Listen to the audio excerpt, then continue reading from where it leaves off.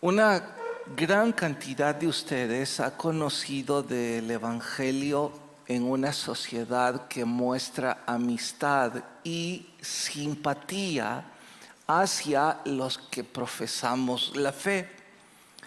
Son varias las razones de ello. Creo que entre otras el crecimiento de la iglesia evangélica en nuestro país, el involucramiento de algunos cristianos en áreas de deporte, negocios, política, y ellos tienen un buen testimonio como personas de fe.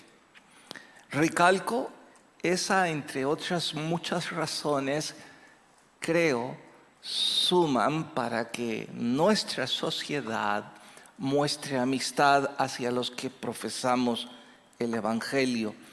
Sin embargo, y aunque voy a parecer un poco trágico, debo sugerir que no deberíamos acostumbrarnos a eso. Eso no ha sido el común denominador de la iglesia evangélica alrededor del mundo y tampoco en nuestro país.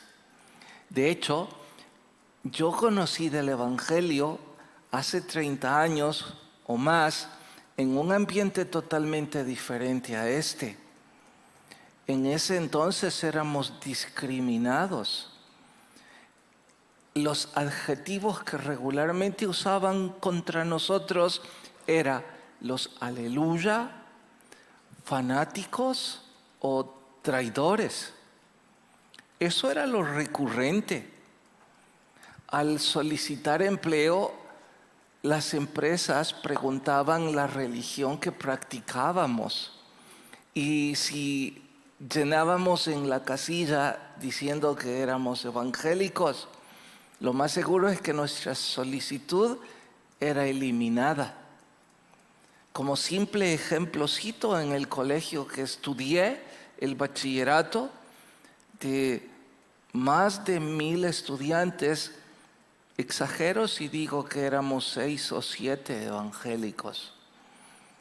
Como un botón de muestra. Y recalco, deberíamos más bien acostumbrarnos a que la sociedad muestre aversión que simpatía. Pastor, suena trágico. No quiero ser trágico, quiero ser práctico. Y además, apelar a la historia. Y la historia me da la razón. Esta sociedad nunca, y no hablo de Latinoamérica, hablo del mundo,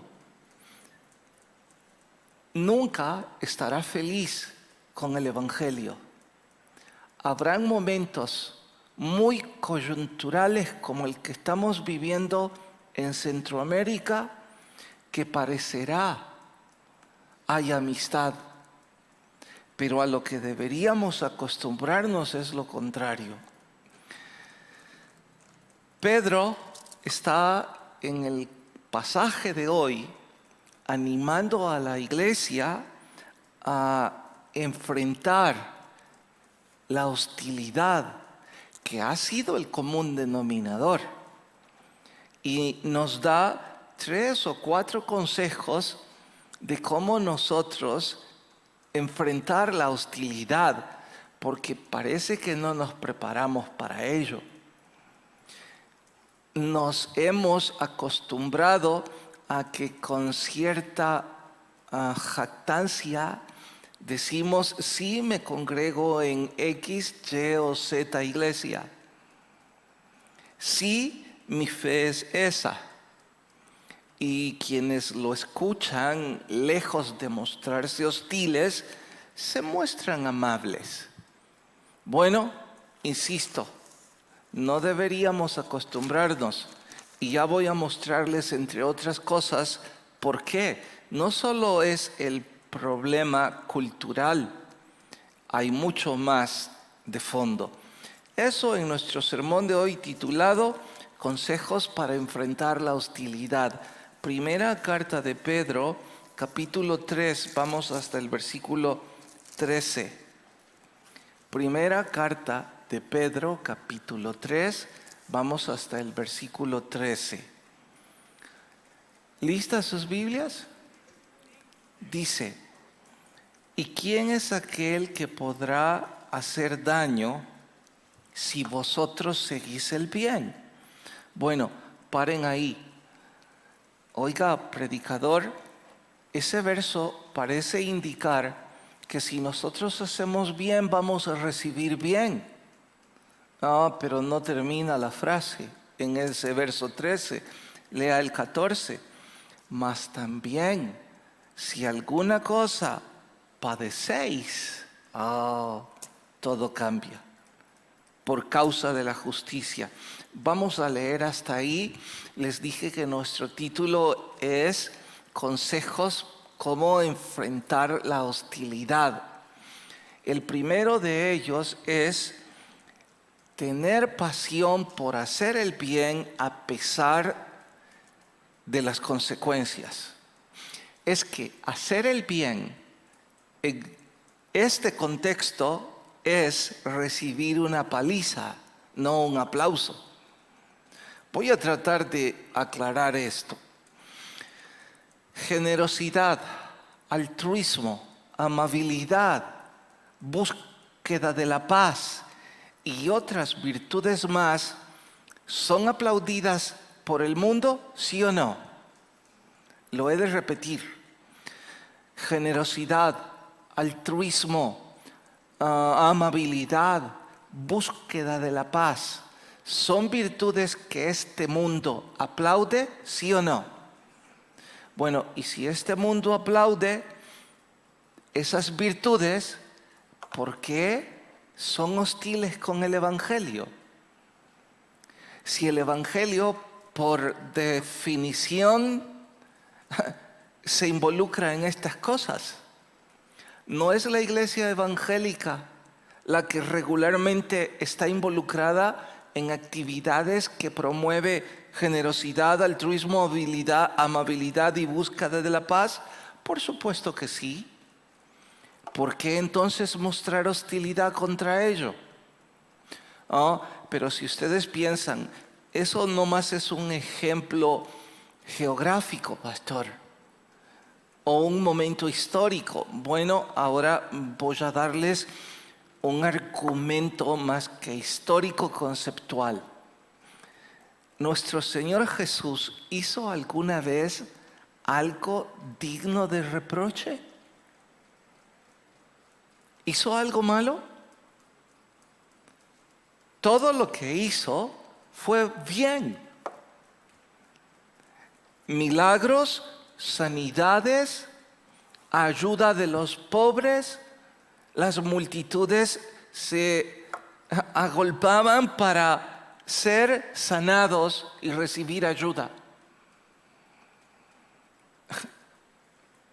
Pero lo crucificaron. ¿O a nuestro Señor lo sacrificaron por hacer bien? No. Los romanos y los judíos no tenían problemas con Jesús porque el Señor Jesús obrara milagros. Tenían problemas con nuestro Señor por su evangelio, por sus principios de vida, porque su filosofía de vida desnudaba el estilo de vida de otros y los acusaba. Ellos, al verse desnudos, contraatacaban y eran hostiles. Y eso es exactamente lo que se repite hoy día en contra de la iglesia evangélica. Noten ejemplos puntuales. La iglesia evangélica, por definición, nos oponemos al homosexualismo. No por cultura, por definición bíblica. La iglesia evangélica se opone por definición bíblica al aborto, al desenfreno y a cualesquiera otras cosas más que están contra lo que la Biblia narra. Este mundo no es hostil contra la iglesia por lo que hacemos, sino por lo que creemos. porque lo que creemos confronta lo que ellos creen. ¿Alguna vez entonces vamos a conciliar con el mundo? No. Entonces, no deberíamos acostumbrarnos a que el mundo muestre amistad con la iglesia. Más bien, deberíamos acostumbrarnos a todo lo contrario. Pero Pedro nos exhorta que a pesar de esa hostilidad, nosotros no paremos de hacer el bien. No estamos motivados. Insiste de la misma manera que por definición bíblica la iglesia se opone al homosexualismo. Por la misma razón, la iglesia evangélica debe seguir haciendo el bien, a pesar de eso.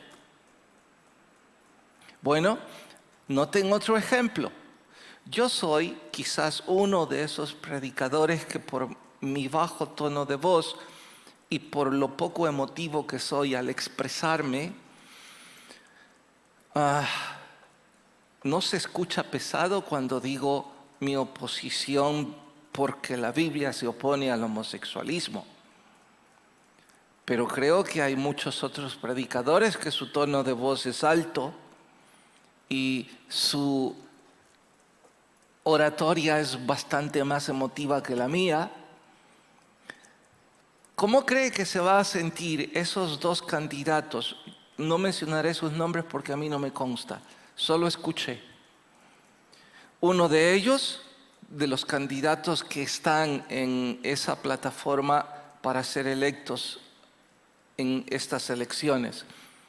Uno de ellos se dice con un esposo en los Estados Unidos y el otro con una reputación reconocida respecto a su vida homosexual y ocupa un alto cargo en el partido que lo preside.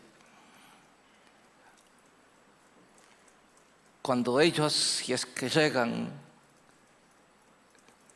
descubren, que ya lo saben, que la iglesia evangélica se opone al homosexualismo, ¿mostrarán amistad? No, yo no estoy hablando de preferencias políticas en un periodo de elecciones. Yo estoy hablando de historia. Y estoy diciendo que no deberíamos acostumbrarnos a que el mundo se muestre amigo y que aunque el mundo se muestre hostil, nuestra responsabilidad es seguir haciendo el bien, aun si eso es difícil. Bueno, eso me lleva a concluir una que otra cosa, entre otras. Tener pasión por buscar el bien no es garantía de que no voy a encontrar sufrimiento. Eso es lo que predican los oradores que promueven la prosperidad, que no son bíblicos, desde luego. Le dicen a la gente, venga a la iglesia y usted no va a tener problemas. Y hay una cantidad grande de gente necia que les escucha. Van a la iglesia y los problemas vienen. Se decepcionan del evangelio, no del que les mintió. La Biblia no da que el hacer bien signifique garantía para no sufrir. Segundo, en efecto, es probable que no siempre haya que sufrir. No sé cómo continuará nuestro país en los siguientes 10 o 20 años, pero si es parecido a los últimos 20 años, bueno, nuestra comunidad no va a ser hostil hacia el evangelio. Esa amistad superficial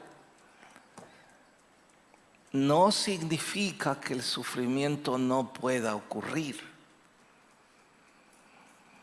Y ya que es muy probable que suceda, bueno, eso me lleva a lo que ya antes dijo Pedro y yo repetí. No paremos de hacer el bien. Y dice, no os amedrentéis, ni os conturbéis. Leámoslo de nuevo. Ahora le tendrán un poco de mayor sentido, verán. 14. Mas si alguna cosa padecéis por causa de la justicia, bienaventurados sois, por tanto no os amedrentéis por temor de ellos, ni os conturbéis. Consejo número 1. Vamos al consejo número 2, verso 15. Sino santificad a Dios el Señor en vuestros corazones. Todos sabemos, yo creo a esta altura, el significado de santificar es apartar. Aún con esa explicación en este contexto, les sugiero más bien interpretar la palabra santificar como reconocer. ¿Qué cosa? Que Dios tiene todo en sus manos. Si reconocemos que Dios está en control, entonces vamos a humildemente aceptar su voluntad de lo que está alrededor. Y cuando nosotros aceptamos que Él es el que está en control y que lo nuestro es aceptar su voluntad con humildad, entonces lo podemos glorificar. Aun si lo que pasa en derredor nuestro no lo entendemos, no nos gusta y nos hace sufrir, si nosotros hemos santificado al Señor en nuestros corazones, bueno, vamos a poder mostrar devoción y esas aflicciones no nos van a desmoronar. Consejo número 3. Verso 15, siguiente frase.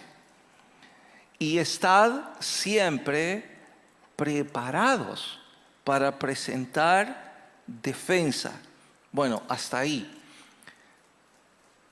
Si paso número 1, yo muestro pasión por hacer el bien independientemente de la adversidad.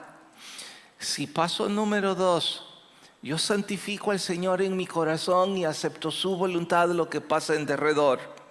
Bueno, si ya voy por buen camino, lo que sigue es prepararme para presentar defensa de mi fe. ¿Por qué? Porque este mundo hostil me va a confrontar, me va a atacar y me va a ridiculizar si yo no sé defenderme. Y cuando me ridiculice y me humille, mi fe se va a venir abajo porque no tiene una buena fundación. Por eso dice, deben estar preparados para presentar defensa. Saben que el vocablo defensa, la raíz que ocupa es apología. Y es más bien un término que se ocupa en griego para el gremio de abogados, en donde esto de presentar defensa es un apologeta, alguien que defiende una posición, en este caso, alguien que defiende su fe. Nos dice que nosotros deberíamos formalmente defender y saber defender nuestra fe, y que eso no va a suceder si no nos preparamos.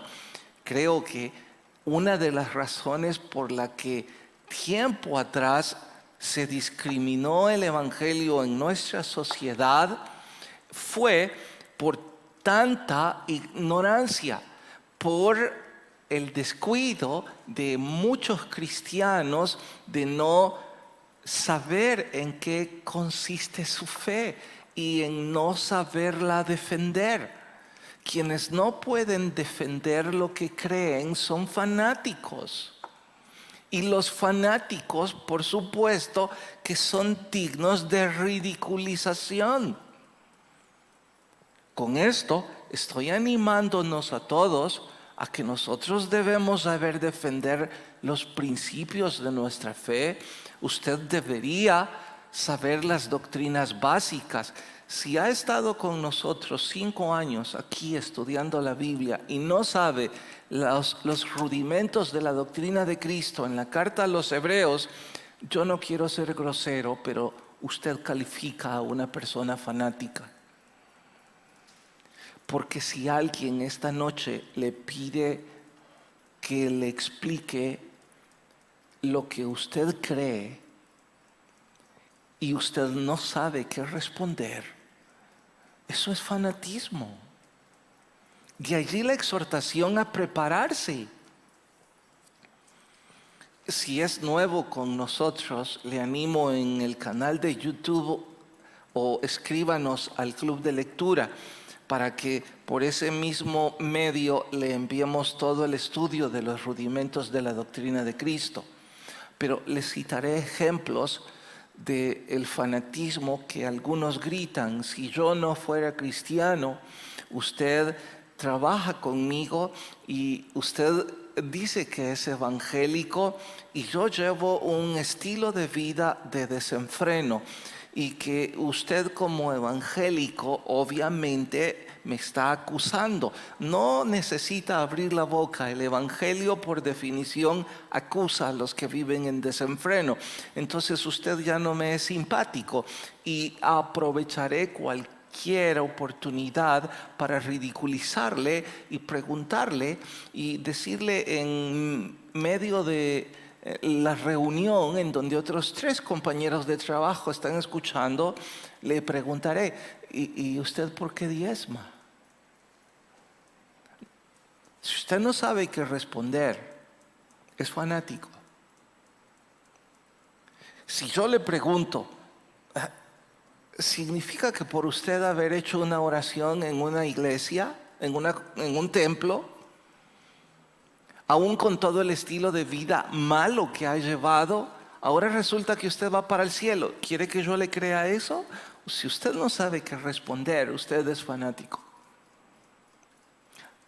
No pretendo que se sientan fanáticos. Pretendo estimular su corazón para que vaya y se prepare para presentar defensa de su fe. Y que las cosas básicas de nuestro credo podamos responderlas y podamos primero responderla a nosotros mismos, luego a los que pidan defensa de nuestra fe. No puede ser que no sepamos qué es el bautismo en agua. Está mal que usted dice es un mandamiento de obediencia. Eso no es el bautismo.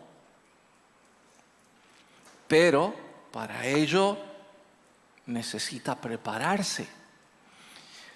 Y los que ya están preparados, Pedro nos advierte: y cuidado cómo lo hacemos, porque dice hay que hacerlo con mansedumbre y con reverencia. No, yo no me lo inventé, miren el final del 15. Estad siempre preparados para presentar defensa, ¿con qué? Con mansedumbre y reverencia ante todo el que os demande razón de la esperanza que hay en vosotros. Mansedumbre, sinónimo de modestia, de humildad, no una persona dominante de su argumento, no un déspota, no un grosero, no un arrogante que quiere pintarse ante los demás como que es quien sabe todo. No, dice con mansedumbre. Y en cuanto a reverencia, hace eco del respeto que se debe dar cuando se habla de cosas sagradas, de que nuestra misma actitud debe ser con devoción y con respeto. Bueno, ese fue el tercer consejo: prepararnos para presentar defensa de la fe que profesamos. Hay un cuarto y último, dice el versículo 16, teniendo, ¿qué cosa? Buena conciencia para que en lo que murmuran de vosotros como malhechores, sean avergonzados los que calumnian vuestra buena conducta en Cristo. Oh, esto de conciencia, la palabra es una palabra compuesta con ciencia. Eso significa con conocimiento. Bueno, entonces voy a parafrasear que debemos obrar con buena actitud de conocimiento de lo que estamos haciendo. Alguien más dijo que la conciencia es más bien esa fuerza interna que Dios puso para que diferenciemos el bien del mal. Y creo que aunque no parece muy académica, es ilustrativa la definición y ayuda. De hecho, me voy a ampliar al respecto en un paréntesis. Supongan que, por supuesto que esto es una ilustración, aún dicho desde el púlpito me parece no la mejor ilustración, pero no se me ocurre otra en este momento. Imaginen por unos segundos que decidimos no creer que Dios existe. Entonces, si Dios no existe, yo les pregunto, ¿está bien tener 2 mujeres y 2 hogares? ¿Está bien o no está bien? Hermano, ¿está bien? ¿No? ¿Por qué no?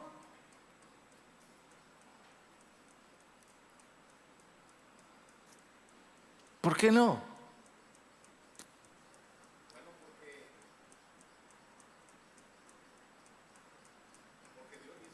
Si Dios no existe. ¿Recuerdan que les dije que esa era la recreación que íbamos a suponer por unos segundos que Dios no existe? Entonces, ¿por qué está mal?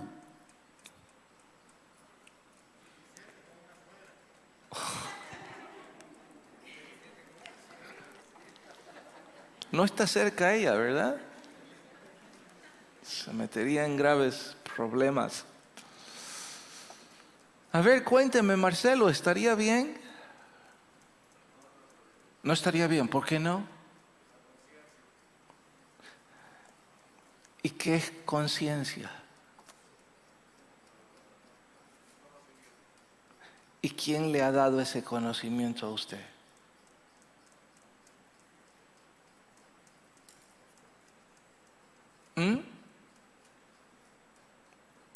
Dios, y le acabo de decir que Dios no existe. ¿Notan el problema? Entonces, ¿quién es el que nos dice lo que está bien o lo que está mal? La conciencia que Dios ha puesto en nosotros. Ahora, ya no eliminen a Dios, eliminen la Biblia.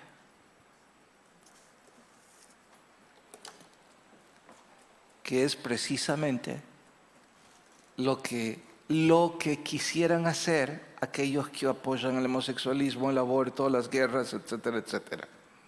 Bien, eliminemos la Biblia. ¿Está bien tener 2 mujeres? Ya eliminamos la Biblia. Sé que me dirán, no, y yo preguntaré, ¿por qué? Porque Dios pone eso en nuestro corazón. Oigan, aquí viene la pregunta nueva. ¿Y ustedes dónde han conocido de Dios? A ver, Marcelo, ¿y usted dónde ha conocido de Dios? Oh, en la Biblia. Entonces, no pueden eliminar la Biblia. Y la Biblia dice que Dios puso en nosotros una conciencia. Ahora les daré otra definición académica de lo que es conciencia. Es la entidad que Dios puso que nos acusa o nos excusa. En resumen, la conciencia nos dice lo que está mal y lo que está bien. Me he dado a entender hasta aquí en eso, ¿no?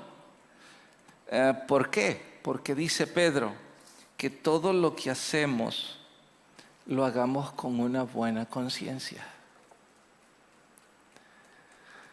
Voy a dejar palabras de esos maestros para ocupar un poquito de la jerga en la que he crecido. Para mí esto de buena conciencia es tener las manos limpias en ese negocio. Alguien se acerca y dice, mira, ¿qué pasó? Bueno, no se han puesto de acuerdo y hay problemas en esa negociación. Pero yo tengo mis manos limpias. ¿Qué significa?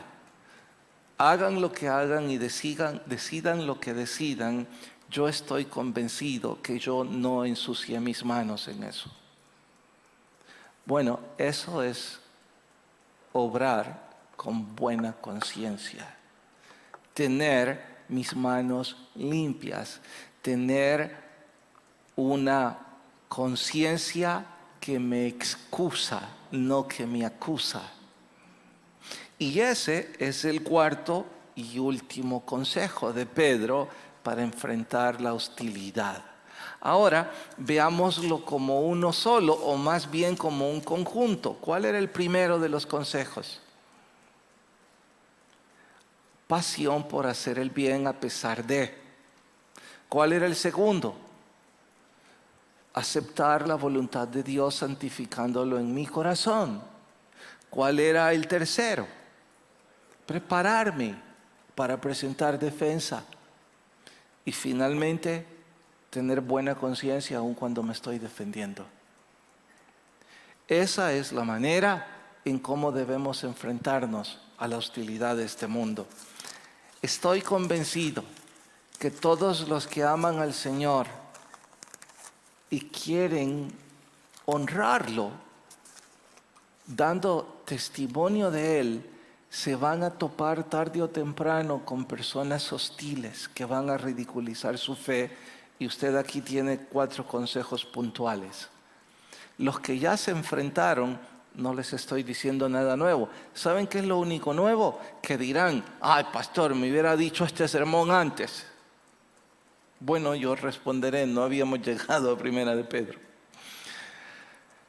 ¿Sabe quiénes nunca van a sufrir nunca el ser confrontados y que nunca van a escuchar gente hostil contra usted? Los que su testimonio no habla de Cristo. Porque el mundo no tiene problema con los que viven como el mundo. El mundo tiene problemas con los que viven conforme a la palabra de Dios. Cada quien decide. Oramos.